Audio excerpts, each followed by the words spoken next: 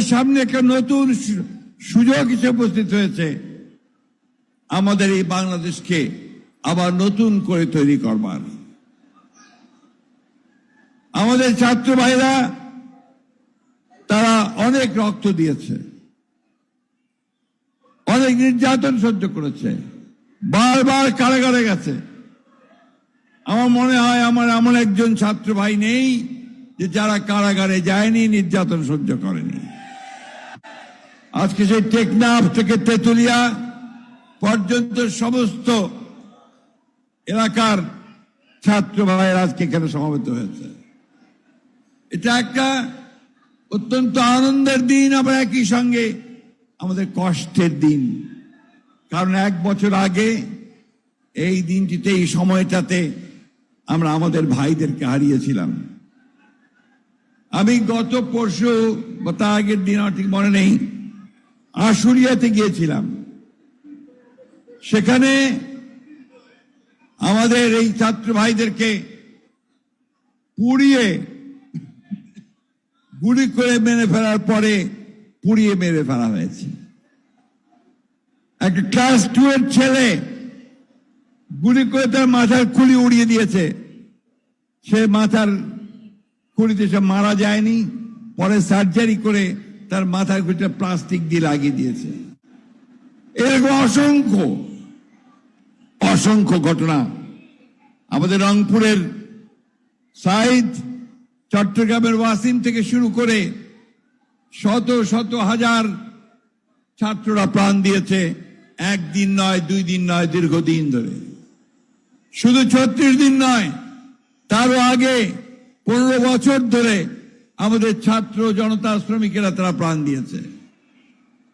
এই যে প্রাণ দেওয়া, এই যে বিসর্জন দেওয়া, আত্মত্যাগ করা, লক্ষ্য তো একটাই, সেটা হচ্ছে আমরা একটা সুন্দর আবাস ভূমি চাই।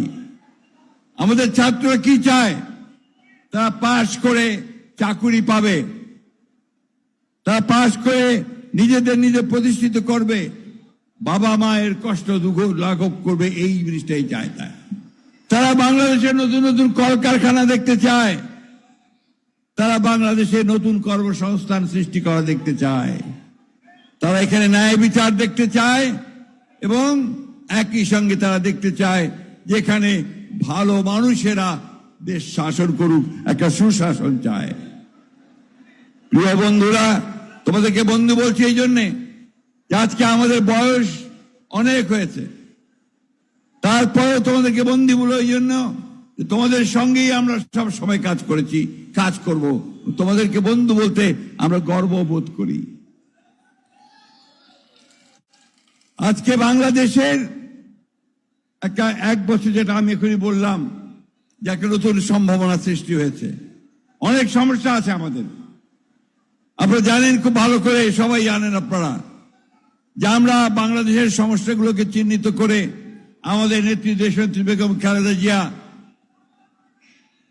2016 সালে ভিশন ফর বাংলাদেশ 2030 দিয়েছিলেন। অর্থাৎ সেখানেই তিনি বলেছিলেন যে এই রাষ্ট্র কাঠামোটা পরিবর্তন করা দরকার। ঠিক একইভাবে আমরা যারা আন্দোলন করছি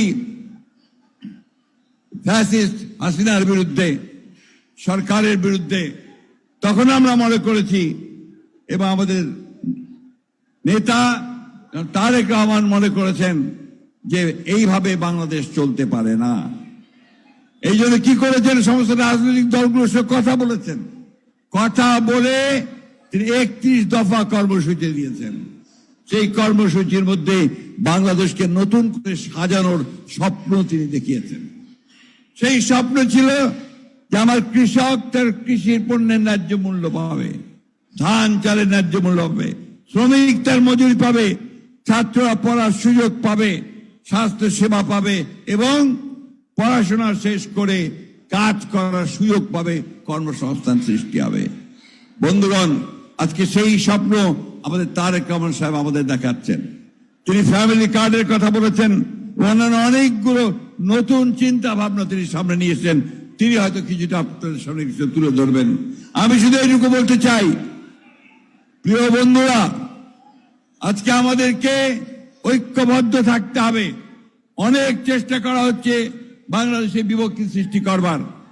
আমাদের পাশের দেশে ভারতবর্ষে এই ফ্যাসিস্ট হাসিনা আশ্রয় নিয়েছে তার লোকবল নিয়ে। সেখান থেকে সে মাঝে মাঝেই হুমকি দিচ্ছে যে তারা বাংলাদেশে আক্রমণ করবে। তা শুধু তাই নয়, এখানে তারা বিভিন্নভাবে গোলযোগ সৃষ্টি করার চেষ্টা করছে। আজকের এই সমাবেশ থেকে আমাদেরকে শপথ নিতে হবে যে আমরা কোনোদিনই আমরা এই ফ্যাসিস্ট হাসিনাকে আর এই দেশে রাজনীতি করার কোনো সুযোগ দিব না। শপথ নিতে হবে যে আমরা কারো কাছে কোনদিন মাথা নত করব না। আমরা আমাদের দেশকে আমরা নিজেরাই স্বয়ং সম্পূর্ণ হয়ে গড়ে তুলব। বন্ধুগণ, এটা নেতৃত্ব দিচ্ছেন আমাদের তারেক রহমান সাহেব। সেই পথই তিনি দেখাচ্ছেন, যে জন্য তিনি কি স্লোগান দিয়েছেন, যে সবার আগে কি স্লোগান দিয়েছেন তিনি, সবার আগে বাংলাদেশ, তাই না? অর্থাৎ ওই বাংলাদেশকে সামনে এগিয়ে যেতে হবে। এই দায়িত্বটা কার? এই দায়িত্ব হচ্ছে আপনাদের, এই দায়িত্ব হচ্ছে ছাত্রদের। মেধা এবং বুদ্ধিমত্তার চর্চা করে সামনের দিকে এগিয়ে যেতে হবে। মেধা ছাড়া আমরা সামনে যেতে পারবো না। জ্ঞান বিজ্ঞানের চর্চা, মেধার চর্চা, এর মধ্য দিয়ে আমাদেরকে সামনের দিকে এগোতে হবে। আমাদের সামনে এখন লড়াই যে বাংলাদেশে একটা গণতান্ত্রিক রাষ্ট্র প্রতিষ্ঠা করা। আমরা সেই লক্ষ্যে গিয়ে চলেছি।